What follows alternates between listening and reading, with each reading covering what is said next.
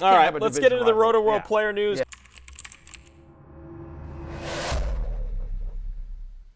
There's no doubt Caleb played a large component into my decision. He is a phenomenal talent that had, as many quarterbacks do, an up and down rookie year. Where I see my role is as a supporter of him. This offense will be calibrated with him in mind.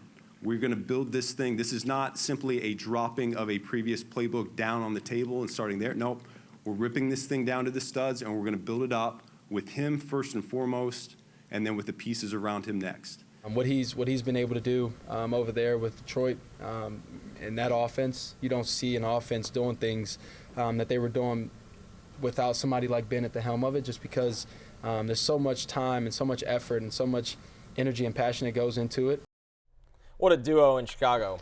Ben Johnson kind of got an evil villain vibe. Caleb Williams dressing like the Matrix. It's a lot going on. He like a But detective or something. But I will say, I think that quote, the sound that we just played from Ben Johnson at his press conference, I think is really important, because there was some debate prior to him being hired about whether he would be a good fit. I know Dan Orlovsky was fairly vocal about the fact that he wasn't sure this would be a fit, and other people as well, that because what he's been calling in Detroit doesn't necessarily fit what Caleb does. But so the fact that Ben Johnson addresses it moment one, this is not me plopping in my Detroit Lions playbook. In essence, he says it's like, I'm going to build an entirely new playbook around what Caleb Williams does well. With him in mind, we are building a playbook for Caleb Williams and his skill set, and then we're going to take, the DJ Moores and the Rome Odunzes of the world and put them into it. But I thought that was really smart of Ben to address, and I sort of believe that. I think a good coach, just generally speaking in the NFL, I think a good coach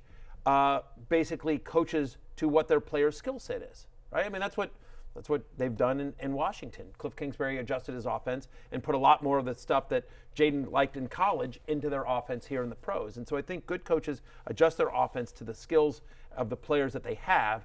And I think Ben Johnson's a good coach. So if I was a Bears fan, I would be optimistic today.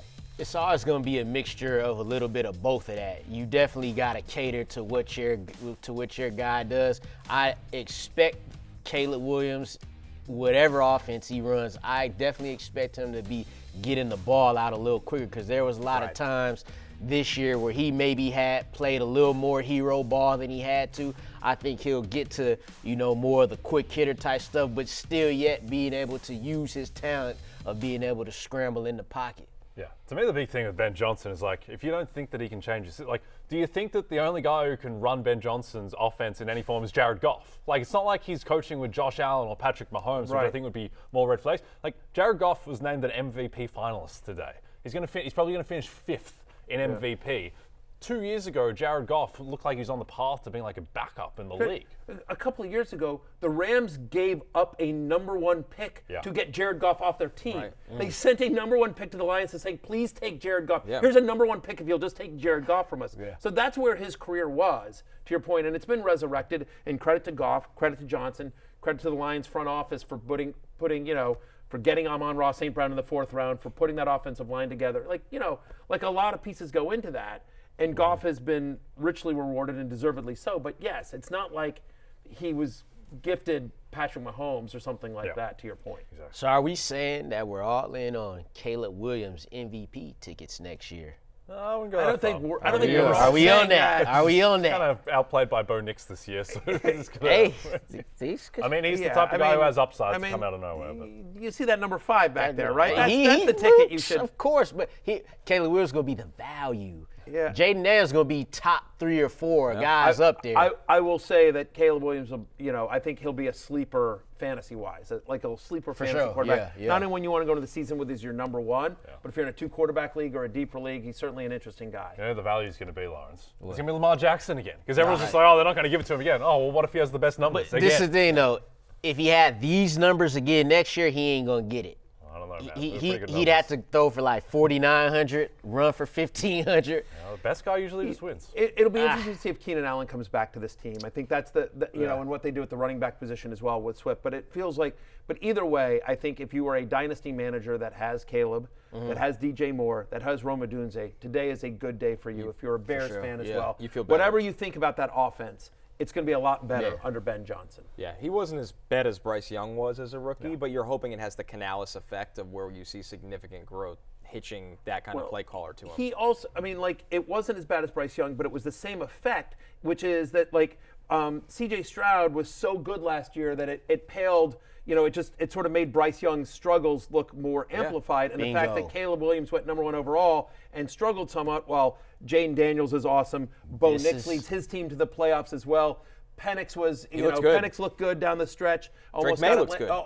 Drake May looks good. And Drake May, with nothing around him, looks good. And we'll get to him in a second here.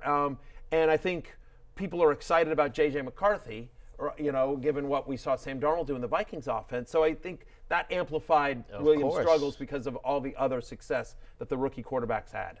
Yeah.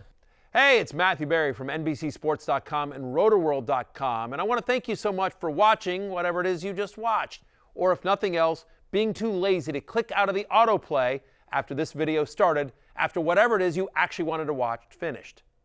But now that you're here, I'd like to take a moment here to ask you respectfully now, okay? I'm asking you respectfully to subscribe to the NFL on NBC YouTube channel.